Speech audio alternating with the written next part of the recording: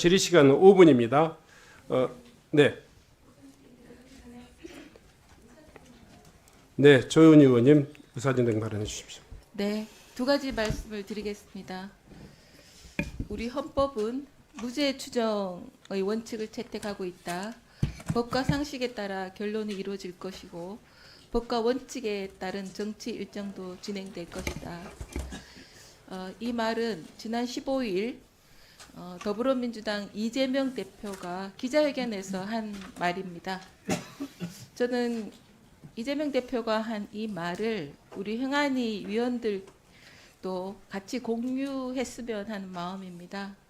오전에도 제가 우리 위원장님과 동료 위원님들께 당부를 드린 바 있는데요. 국회의원 서로가 상대의 발언에 대해서 인신공격성 발언을 하거나 폄하하는 단어를 사용하는 일은 자제되었으면 합니다. 이 점을 위원장님께서는 깊이 유념해 주시기를, 그래서 의사 진행을 해 주시기를 부탁드립니다. 두 번째로는 박선영 진화위원장에 대한 상임위장 퇴장 조치 재고를 요청드립니다. 박 위원장이 진화위원장으로서 어떤 입장으로 직무에 임하고 있는지 최소한 그 입장을 밝히는 시간은 줘야 된다고 생각합니다. 특히 일부 언론에서 제기한 의혹에 대한 팩트 체크 역시 필요한 상황입니다.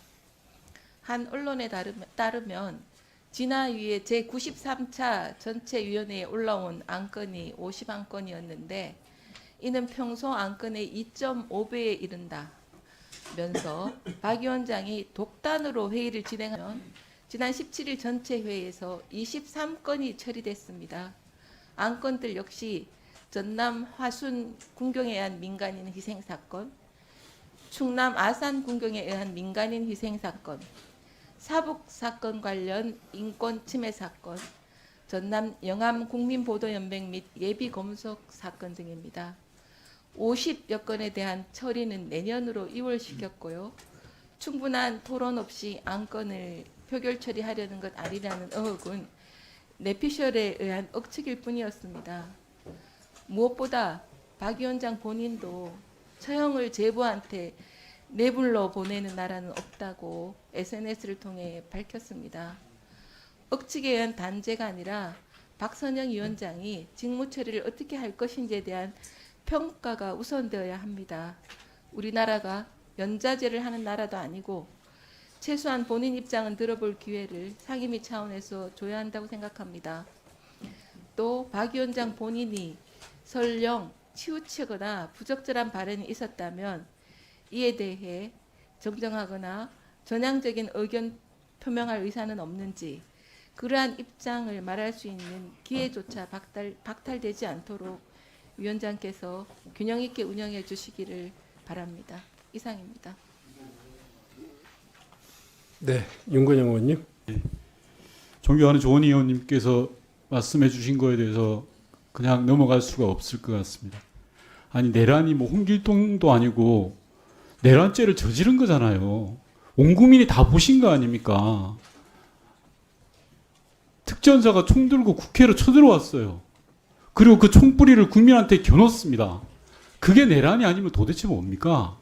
그런데 내란이라는 말을 쓰지 말라는 취지의 말씀을 하십니다. 아니, 5천만 국민이 다 본 일입니다.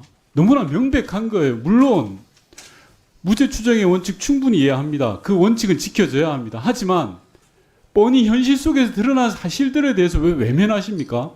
왜 한쪽 눈으로만 보시려고 하십니까? 저는 절대 그래서는 안 된다고 생각을 합니다. 진화위원장도 마찬가지입니다.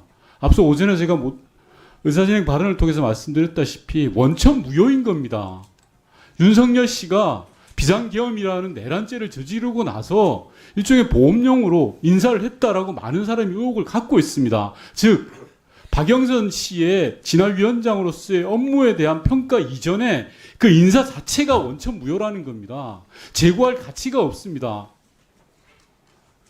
위원장님께서는 이런 부분들에 대해서 보다 철저하게 운영을 해주셨으면 좋겠습니다. 이상입니다. 예, 여하튼 진행 과정에서 지금 참석해 있는 의원님들의